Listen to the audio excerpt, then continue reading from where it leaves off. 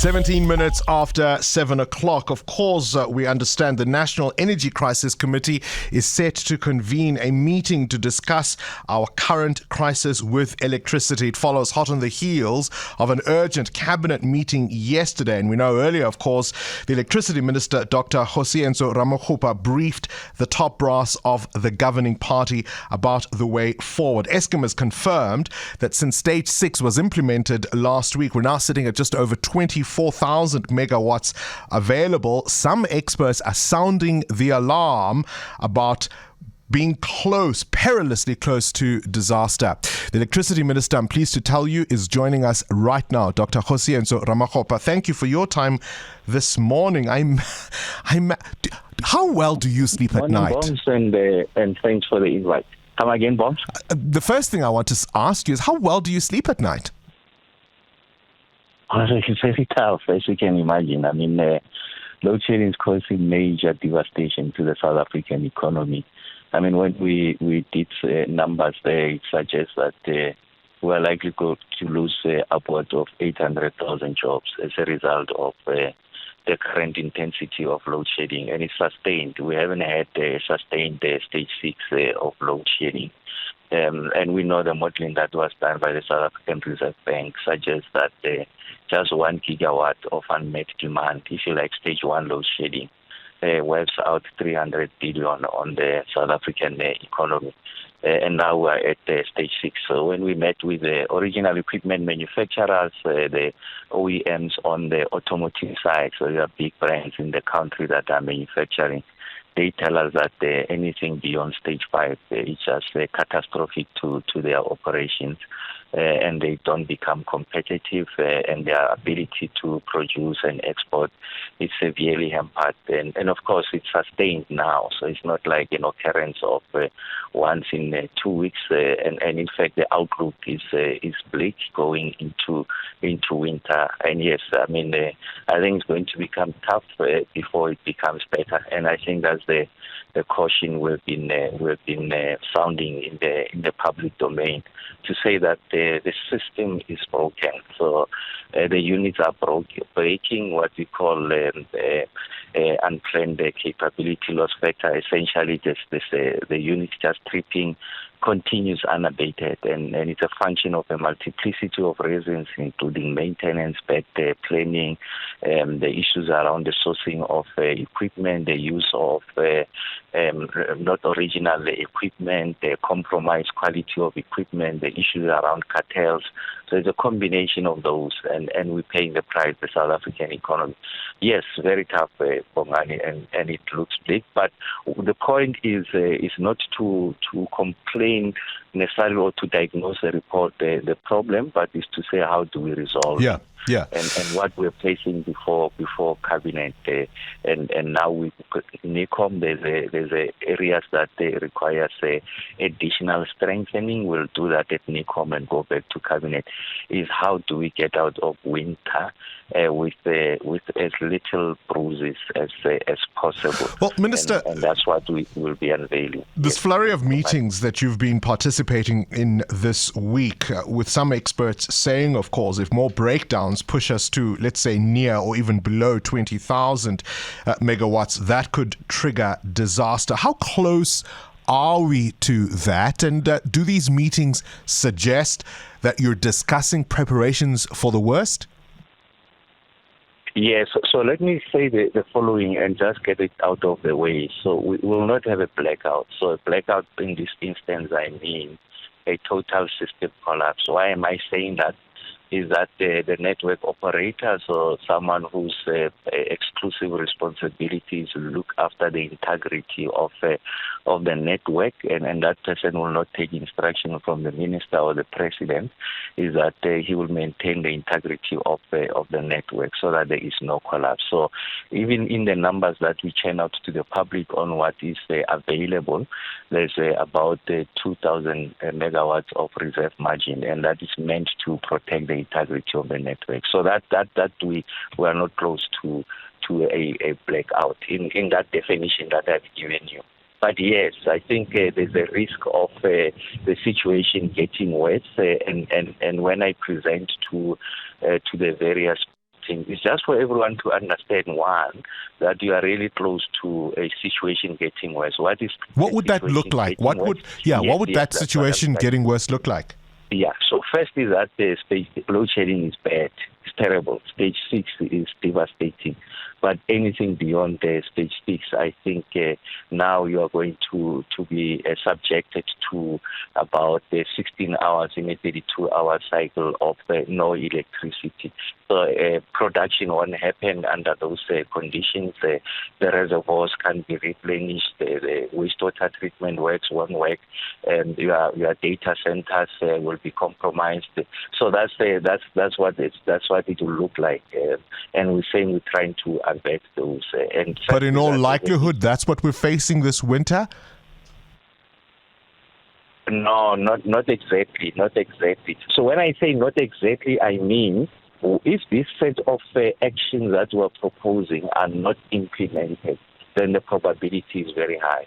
So when we went and presented those various fora, I think everyone accepted that we have to take these drastic measures to ensure that we avert that situation. What are those drastic measures? Take us through those, please. Thank you. So first is about the protection of your strategic installations, your data centers, hospitals, your national key points, whatever we'll get to decide. And part of the reason why we're going back to NECOM is that we have to identify almost exhaust what those installations are. And for that, we'll get, if you like, emergency power sources. So even if it means generators that we have to run with diesel, that comes at great cost, we have to say what that is and compute what the numbers are. So that's the first part. The second part is that we have to be extremely aggressive on the demand side management. You and I, households in particular, just to lower that demand. So our modeling suggests that geysers, they guzzle a lot of electricity. So the market does offer technology that allows us to disconnect the geysers remotely. We've got about 8 million of them in the country. So we can provide some support to ensure that we roll out those installations, almost making it compulsory and roll it out. And if you have to do that, you can save anything up from between 2,500 to 4,000 megawatts. Of course, you must roll it out with speed, and the pace of rolling out really is that easy. So it's possible to do as many a day. And then the third one is, as I speak to you, Eskom is also concluding the power purchase agreement of additional power from countries in the neighboring countries that are connected to the power pool. Essentially, there's grid network. That's what I mean. Once we conclude that, there's a prospect of us getting an additional 1,000 megawatts. The other one is to run your open cycle gas turbine. So essentially, you are burning diesel. So that has got significant implications on Eskom. But in that 18% tariff increase, there's 8 billion that has been built into that to purchase diesel. Okay. And in the fiscal support that the Minister of Finance announced, that 254 billion rands. There's 22 billion rands that is dedicated towards the purchase of diesel. So we think that we can lift the onload, or the open cycle gas turbines can be onload, essentially providing us, in inverted commas, now base load. Although they are not designed to do that, but we run them as if they are providing base load. Right. But what you are doing now is that burning diesel, spending a lot of money. But the point is that you must juxtapose with the cost of not doing that, which is essentially takes us to higher stages of load shedding. All right. I'm listening. I'm listening to what you're saying, Minister. Let me just come in there. We can obviously get more power from neighbors. You're saying there's a little bit of space in terms of the new financial year to be able to operate those gas turbines. But you're also talking about protecting key infrastructure and switching off all our geysers across the country. I mean, those first two suggest very much to me that this worst case scenario that you are describing, 16 hours in a 32-hour cycle, that makes it sound likely if you have to target key infrastructure and switch off our geysers. Yes, but I'm saying you always prepare for the worst case scenario. So that's Okay. the point that I'm making. All right. So you have to do that without necessarily saying that it is probable. That's what will happen. You have yes. Okay. Let me ask you about. Otherwise, it will be disingenuous to come to you and just mislead you and say No. Prepare for the worst case scenario. And I do appreciate the robustness of the question, and that's why we're subjecting ourselves to this conversation, because we have. No. I appreciate you being available to do so. I'm not being robust for the sake of it. I'm trying to understand. Let me ask you this. There's been a concern about double speak at cabinet level. You are talking about delaying decommissioning these old power plants as they near the end of their life cycle. We've heard Minister Gordhan who's saying, well, hang on, a retrofit could cost as much as 400 billion rand. So that gives the impression of, at least on the surface, a casual reading of it, of a disagreement between the two of you. Can you clarify what the actual position is, and what would your target be, or at least what would your price tag be of a refurbishment? Okay, so let me explain. Thanks for that, Box. So first is that just this year alone, we are meant to remove about 4 units. So we are going to decommission 800 megawatts. Now, as I speak to you, and Camden, one of our best performing stations, is in the top 4 best performing station. Is going to be a casualty there. We are going to decommission 3 units there. So what is the point I'm making? I just met to you that we are short of megawatts. And then there's an intention to say in terms of their design life and the decarbonization agenda. By the way, we are not prevaricating on now the decarbonization agenda. It's just a pragmatic thing. So I just said to you what the probability of what you and I refer to as the worst case scenario. So I'm just saying in the midst of that worst case scenario, I'm removing 800 megawatts from a power station that works. So I'm saying that just at the math, it's not going to help us. So you are not removing your obligation from the decarbonization agenda. It's just the speed, the cadence of getting there.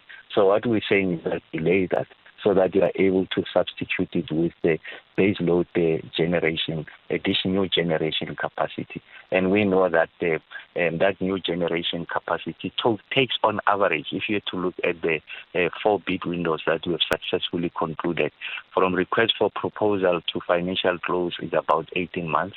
And then you go into actual construction, and before you get these electrons on the grid is another 24 to 28 months. So you're talking about 36 months before you can get new generation capacity. So I'm just saying, as you remove, then show that you're going to replace it with an equivalent base load capacity. And that answer is not there because of the time it takes to get there. So in essence, really, this is your stopgap measure, if you will, rather than a permanent plan. And yet in the context, in the context of the picture you've outlined now this morning, you've still gone on record to say you think we'll end load shedding by December. Do you still believe that?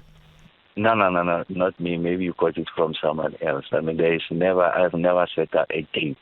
So not me. So what I was saying is that when we get to December, the following would have happened. Would have gotten an additional 2,100 megawatts from the 3 units at Kusile that have been were decommissioned, or rather were destroyed as a result of the failure of the flue gas desulfurization unit. And then we have in the pipeline the embedded generation project. In total, there are 13 gigawatts, but we think in that period between now and December, you can get about 4,000 to 3,000 megawatts on stream. And we think that the issues around demand-side management, although now it's more urgent, it's something that we're in any way going to implement. And by that time, we think that we would have addressed or saved about 1,500 megawatts, 2,500 megawatts, anything in that region by the time we get to December. Right. The third area we had raised is that we would have lifted our energy availability factor on average across the 81 units will be close to 60%, and that gives you an additional about 2,000 megawatts or so. And then the next year, there's another unit of Kusile that's coming on stream.